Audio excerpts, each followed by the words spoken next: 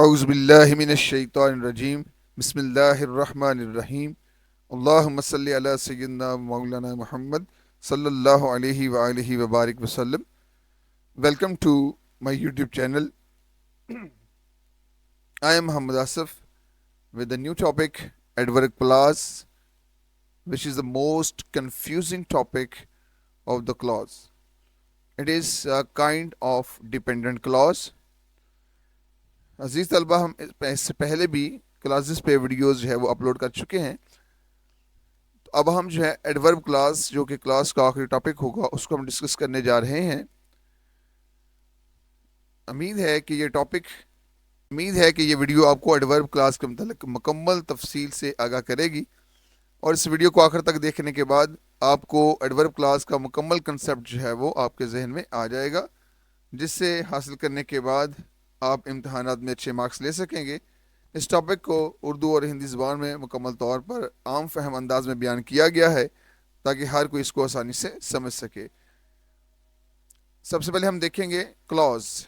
Clause की दो main kinds होती हैं, जिनमें सबसे पहले है इंडिपेंडेंट क्लॉज। इस इंडिपेंडेंट क्लॉज की कोई मेन फर्दर काइंड नहीं होती, जबकि दूसरी डिपेंडेंट क्लॉज। डिपेंडेंट क्लॉज की फर्दर काइंड्स होती हैं, जिनमें हम सबसे पहले डिस्कस कर चुके हैं नॉन क्लॉज को, उसके बाद हमने डिस्कस किया एडजेक्टिव क्लास, और आज हमारा टॉपिक है एडवर्ब क्लास। तो देखते हैं एडवर्ब क्लास क्या होती है। What is an adverb class? Adverb class, an adverb or adverbial clause is a dependent clause that modifies a verb, adjective or adverb in its sentence.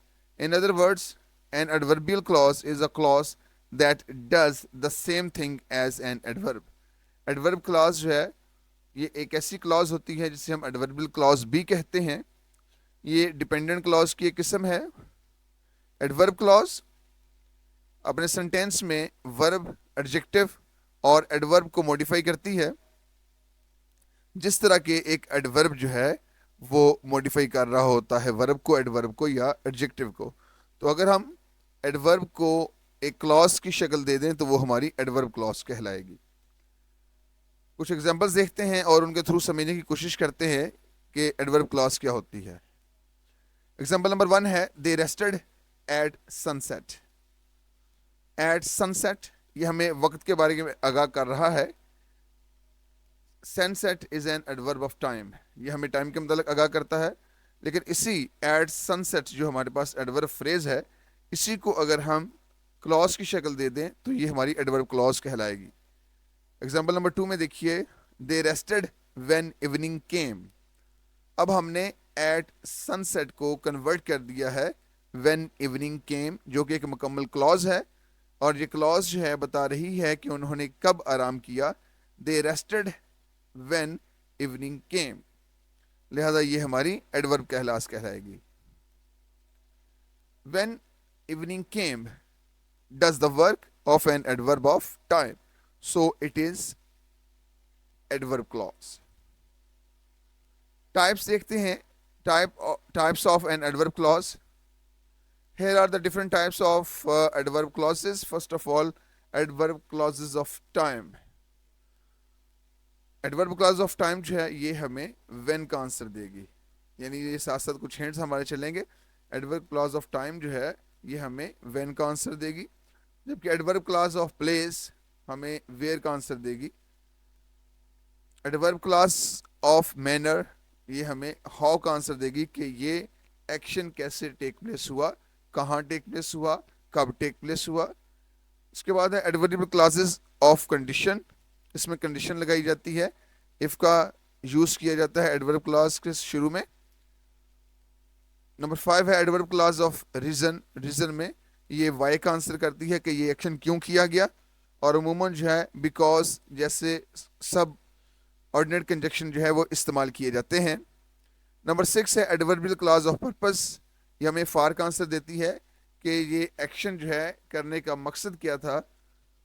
Next हमारे पास है adverbial clauses of comparison, ये हम compare कर रहे होते हैं action को।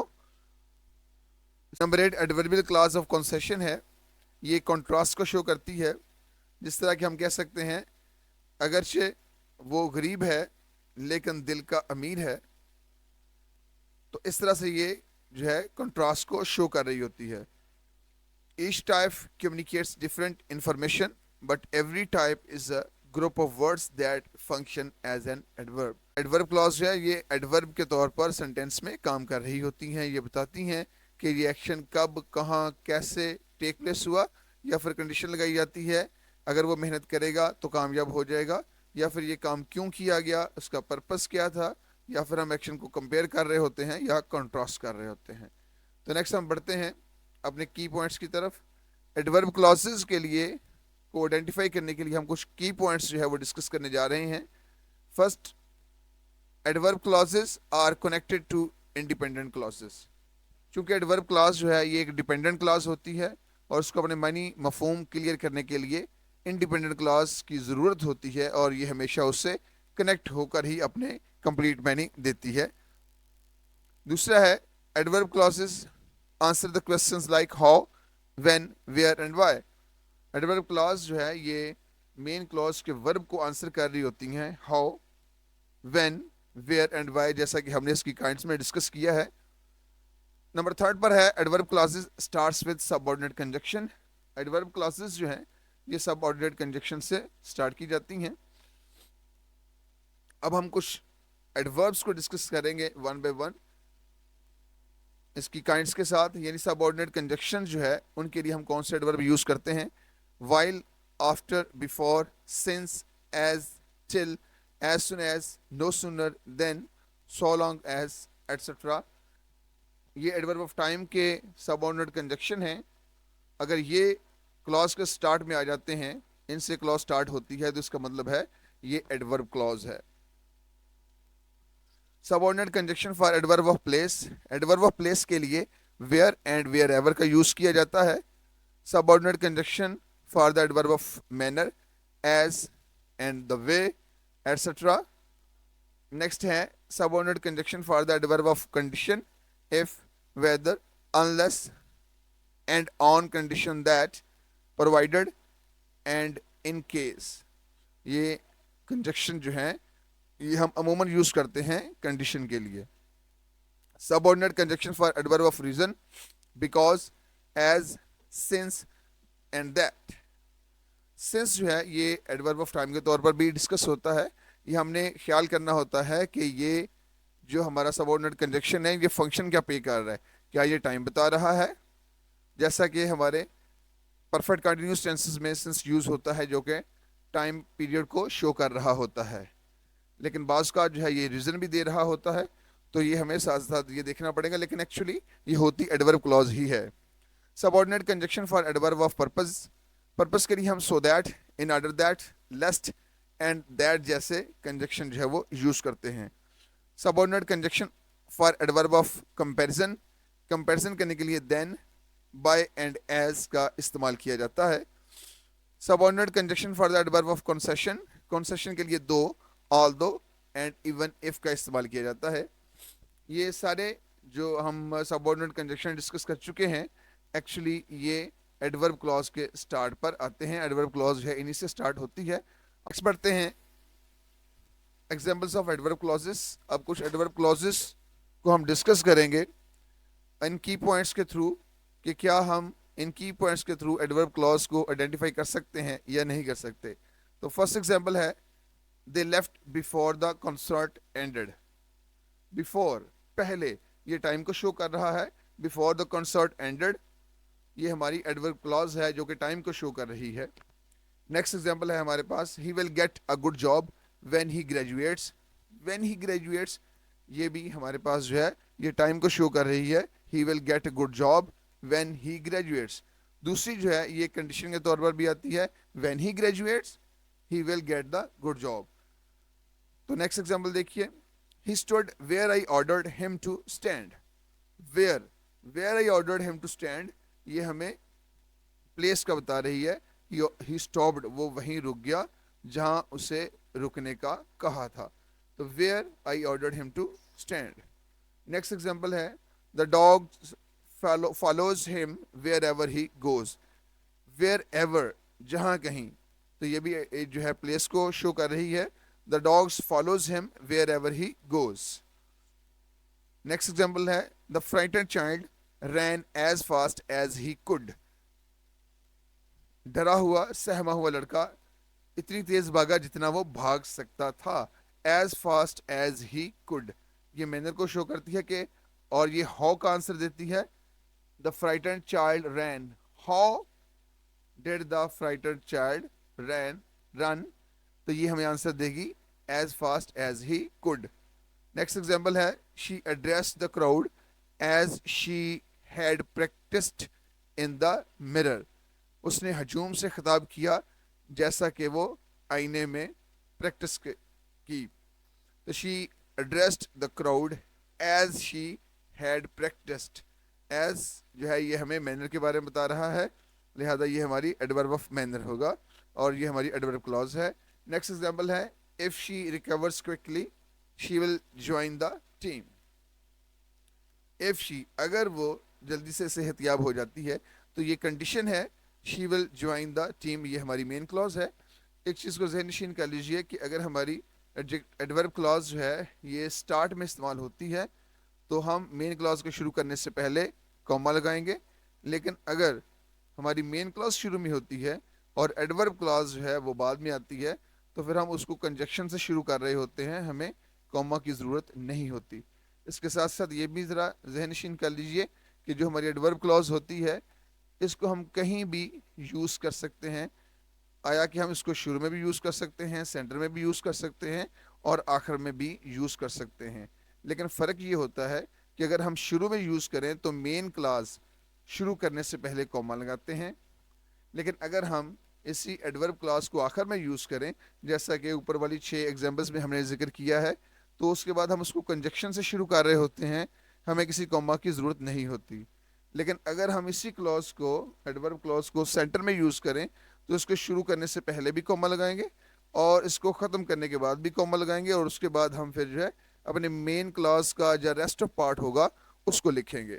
Next example है the player is out of the match because he has hurt himself. Because ये हमें रीज़न दे रहा है कि ये काम क्यों हुआ, वाई का आंसर देता है, लिहाजा ये एडवर्ब ऑफ रीज़न है बिकॉज, और because he has hurt himself ये हमारी एडवर्ब क्लॉज है।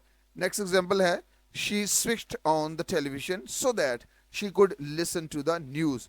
सो that, she switched on the television so that, तो ये हमें रिजल्ट को शो करती है कि इसके बाद क्या किया गया। एक्चुअली ये पर्पज़ है सो that she could listen the news, कि उसने टेलीविज़न जो है खबरें सुनने के लिए ऑन किया था। एग्जाम्पल नंबर 10 है he is older than he looks.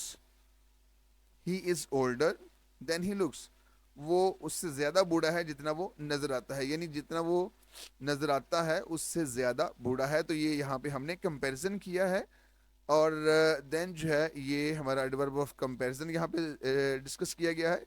तो देन ही लुक्स ये हमारा एडवर्ब ऑफ कंपैरिजन है। एग्जाम्पल नंबर 11 है even if they hurry they may not get there on time.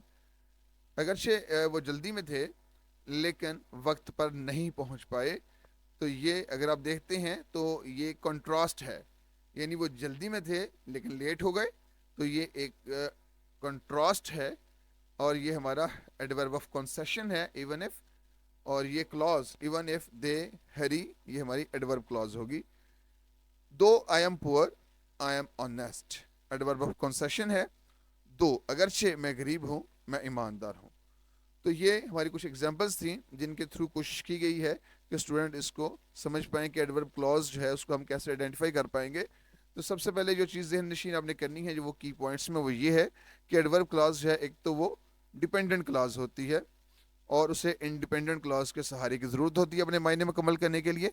दूसरी चीज़ ये है कि एडवर्ब क्लॉज जो है वो आंसर करती है, यानी जो मेन वर्ब होता है, मेन क्लास का जो वर्ब होता है उसे आंसर करती है हाउ का, व्हेन का, वेयर का एंड वाई का। और इस तरह जो है आप इसको ज़हन नशीन कर लेंगे कि एडवर्ब क्लॉजेज जो है वो स्टार्ट होते हैं सब ऑर्डिनेट कंजक्शन से। नेक्स्ट हम बढ़ते हैं it is time to check your understanding about the lecture of adverb clause.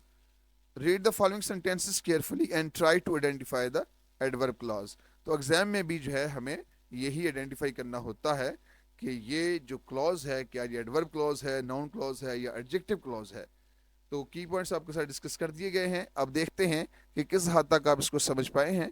ये एग्जांपल्स जो आपके सामने पेश की जा रही हैं, इनको आपने अच्छे से पढ़ना है और तीनों की पॉइंट्स पे काम करना है कि हमारी जो है इस एग्जाम्पल में कौन सी क्लॉज जो है वो डिपेंडेंट क्लॉज है और वो कंजक्शन से शुरू हो रही है जो कि सबऑर्डिनेट कंजक्शन होना चाहिए, और वो हमारे वर्ब को आंसर करेगी हाउ, व्हेन एंड वेयर का।